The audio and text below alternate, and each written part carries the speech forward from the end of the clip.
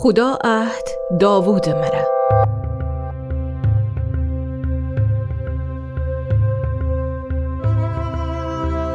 شاول اسرائیل اولی پادشاه بود.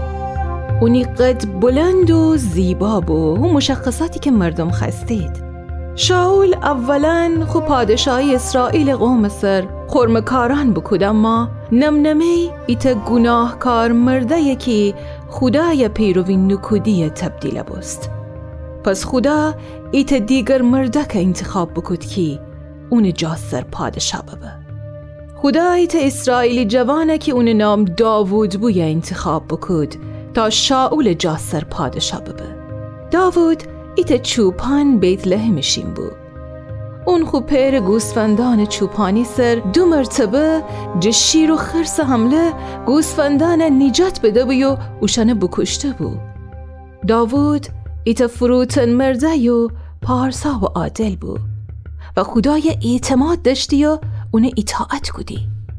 وقتی که داوود ایت جوان مرده بود، این فرمرکی تنومند مرده و آموزش بیده سرباز و خیلی قوی هیکل بوی و تقریبا 3 متر قد داشتی که اون نام جولیات بوی امرا مبارزه بکود، اما خدا داوود کمک بکود تا جولیات بکشه و اسرائیل نجات بده.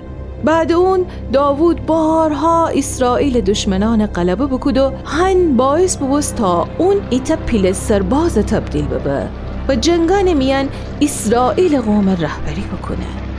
همه مردم اون خیلی تحسین کدید. شاول مردم محبت وسیکی داوود داشتید اون مرا حسادت کدی. آخر بسر شاول تصمیم میگیف که داوود بکشه، ولی اون بیابانه بگرخت. داوود خور شاول چشمی جاقایم نکود.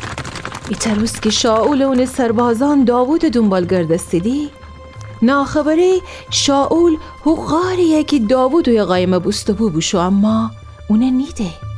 داوود خیلی شاول نزدیک بود، تنستی اونه بکشه، اما به جای شاول ایت تیکه اونه رخته ووه که اونه ثابت بکنه که نخواه اونه کشتن مره پادشاه ببه. آخر بسر شاول ایت جنگ درون بمرد و داوود اسرائیل پادشاه ببست. اون ایت خرم پادشاه بو و مردمون دوست داشتید. خدا داوود برکت بده و اون همه کاران درون موفق بکود. داوود خیلی جنگان درون شرکت بکود و خدا اون یاری بکود که اسرائیل دشمنان شکست بده. داوود اورشلیم فتح کود و اون خو پایتخت شکود.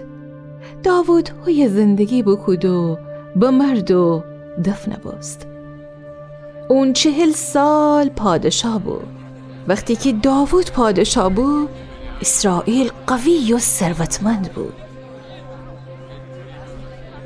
داوود خستیت معبد چکنی که اسرائیل قوم بتنید اوی خدای پرستش و اون را قربانی بکنید. حدود 40 سال ره مردم ایت جیگا عبادت و قربانی کدید که ملاقات خیمه نام داشتی و موسی اونو بسخته بود. اما خدا ناتان نبی پیغام مرا او سکوت کی بو گفت چون تو جنگی مردکی نخواه مره معبد چکنی تی پسر اونا بنا کنه، ولی من ترا خیلی برکت دم. این فرجتی نتاج تا ابد می قوم سلطنت کنه. تنها نتاجی که تنستی جاودانه سلطنت بکنه مسیح بود. مسیح هو خدا برگزیده بود که جهان از گناه نجات دهی.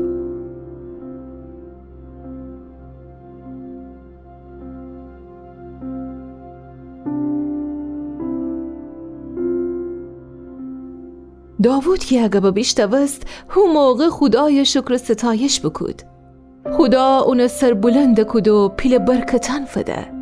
داوود ننستی که خدا کی اوعده نتحقق کنه، ولی حسد دنیم که اسرائیل قوم بایستی بعد داوود جا 1000 سال مسیح امان رافا ببید. داوود خیلی سالان عدالت مرا حکومت بکود.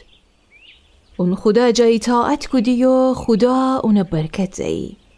حال امره خو آخران عمر ایت پیل گناه خدا زد دوچار ببست.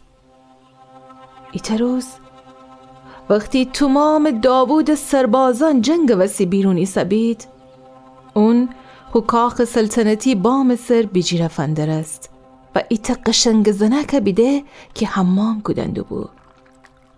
اون زن نشناختی ولی وا خبر بو که او زن نام بتشبه سه. داوود به جای اینکه او وسوسه جد دوری بکنه، این نفر او سیکو تا او زن اون ورجه بوره. او زنه کمره بخوفت و بزین اون خو خانه او سیکود.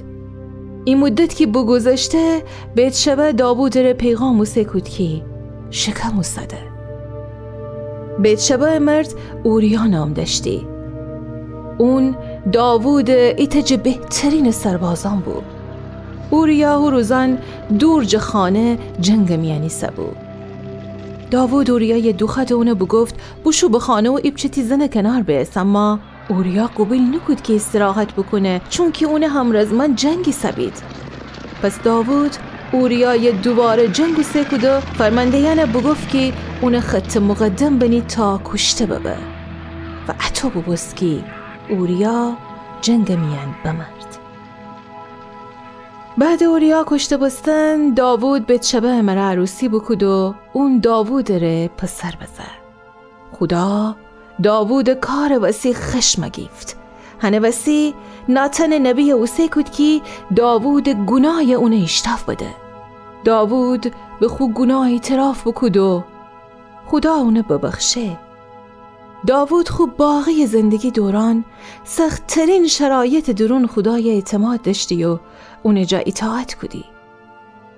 اما اونی گناه مجازات ره داوود پسر بمرد. حتی یم داوود خاندان درون کلی درگیری ببست و اون قدرت خیلی کم بست. البته داوود گاهی خدای گناه کدی، اما خدا عهدیه که اون مرد دوسته بوی وفادار بود. بدترن داوود و بتشبه ایتا پسر صاحب بستید و اونی نام سلیمان بنهید.